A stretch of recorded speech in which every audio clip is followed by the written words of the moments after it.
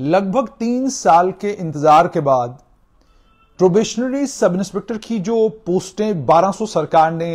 Advertise की थी, उन पोस्टों को लेकर जो रिक्रूटमेंट का इम्तिहान शुरू हुआ था, उस इम्तिहान का पहला चरण मुकम्मल हुआ और result Jammu Kashmir service selection board ने डिक्लेयर किया। और रिजल्ट डिक्लेयर करने के बाद अब physical endurance test,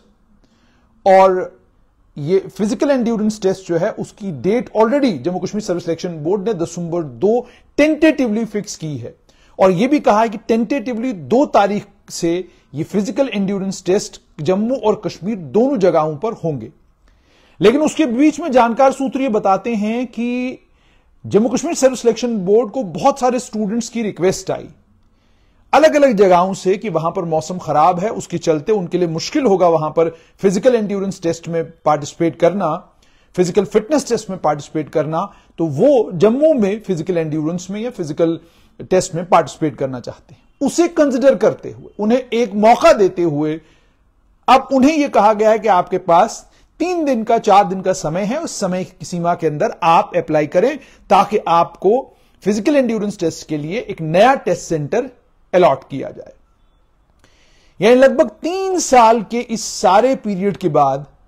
finally physical test की डेट्स डिक्लेयर हो चुकी हैं। इन डेट्स के डिक्लेयर होने के बाद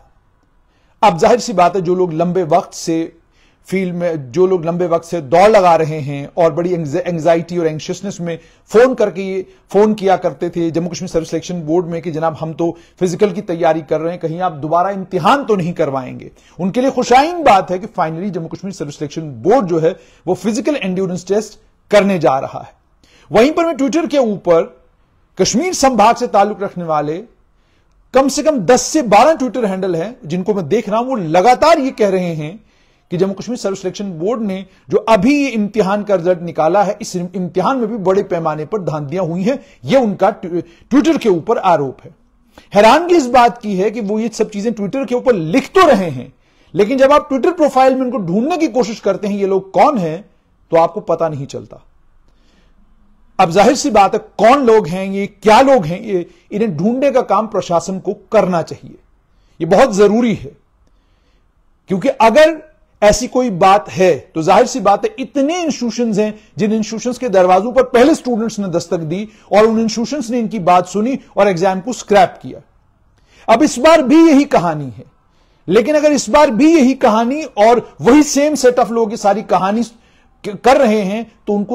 उनके लिए इंपॉर्टेंट यह है कि वो उन इंस्टीट्यूशंस के पास पहुंच जाएं जो इंस्टीट्यूशंस जांच पड़ताल का काम करते हैं, और जो सबूत उनके पास है वो उन्हें पेश करें और उन्हें कहें कि इस मामले में कार्रवाई करें। लेकिन जैसे मैंने आपको कहा, हैरानगी इस बात पर होती है, ये जो ट्विटर हैंडल हैं, ये ट्विटर हैंडल जम्मू से ऑपरेट नहीं हो रहे। ये सारे के सारे ट्विटर हैंडल कश्मीर के अलग अलग डिस्ट्रिक्टों से ऑपरेट हो रहे हैं। और इन ट्विटर हैंडलों पर खुसूसी तौर पर सिर्फ और सिर्फ प्रोबेशनरी सब इंस्पेक्टर को लेकर तशवीश का इजहार किया गया है।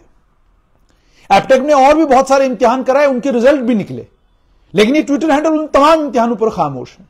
जेई सिविल जल शक्ति को लेकर ये ट्विटर हैंडल खामोश हैं, लेकिन सिर्फ पुलिस की रिक्रूटमेंट है जिसको लेकर ये ट्विटर हैंडल ये सारी बातें कर रहे हैं। हो सकता है तथ्यों के आधार पर हो सकता है इसके अंदर कोई सच्चाई हो,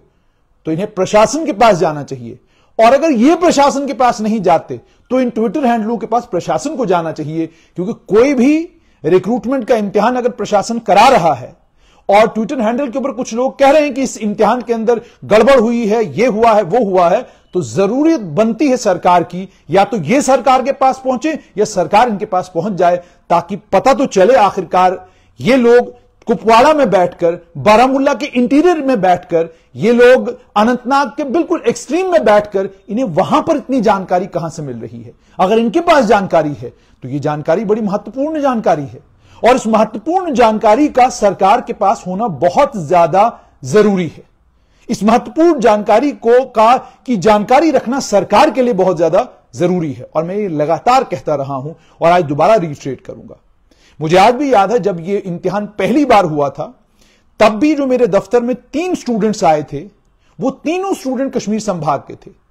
और उन्होंने सारी कहानी मुझे भी उस दिन कही थी कि इसमें इलेक्ट्रॉनिक्स में ये हुआ है, कंप्यूटर में ये हुआ है, ये सारी जानकारी उन्होंने मुझे दी।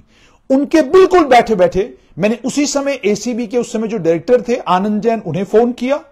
जम्मू के एडीजीपी मुकेश सिंह उन्हें फोन किया और उसके अलावा एक और आला अधिकारी को फोन किया। और इन तीनों स्टूडेंट्स को मैंने कहा कि आप फौरन ये सारी जानकारी लेकर इन 3 लोगों के पास जाएं और अपनी ये जानकारी उनको दें ताकि इस पर फौरन कार्रवाई हो।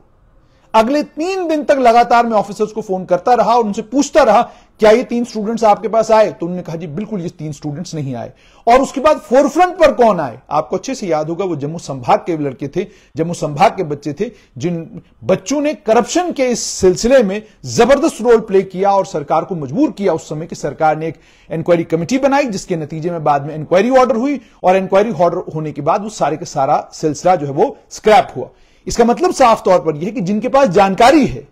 जिनके पास ये सारा इंफॉर्मेशन का नेटवर्क है, वो कौन है उन्हें भी आइडेंटिफाई करने की जरूरत है। और उसके बाद जो लोग सिस्टम के साथ भिड़ रहे हैं, लड़ रहे हैं, जो ये सारी लड़ाई लड़ रहे हैं और जिनकी पूरी कोशिश है कि सिस्टम को साफ किया जाए और सिस्टम के अंदर ये जो नासूर है उन नासूरों को बाहर निकाला जाए, वो कोई और है। अब फिलहाल फिजिकल एंड्योरेंस टेस्ट जो है वो 2 दिसंबर के बाद कभी भी हो सकता है 2 को हो, 4 को भी हो सकता है, 5 को भी हो सकता है, किसी भी समय हो सकता है। तो आप अपनी दौड़ में लगे रहें और बाकी वो बच्चे जो सिस्टम के साथ अभी भी जूझ रहे हैं, मैं ट्विटर के ऊपर उनके स्टेटसेस पढ़ रहा हूं, जो ईमानदार बच्चे जिनके बारे में मैंने आपको बार बार कहा कि जम्मू संभाग के कुछ बच्चे हैं जो वाकई सिस्टम के अंदर को साफ करने की कोशिश कर रहे हैं, उन बच्चों को भी चाहिए कि अगर उनके पास कोई सबूत है, कोई भी चीज है, ठीक है, प्रशासन के लोगों के पास जाएं, उनको वो दें। अगर वैसा नहीं हो सकता तो जैसे मैंने आपको कहा कोर्ट और कई और माध्यम हैं जिन माध्यमों के जरिए आप अपनी बात लोगों के बीच में और सरकार के सामने रख सकते हैं।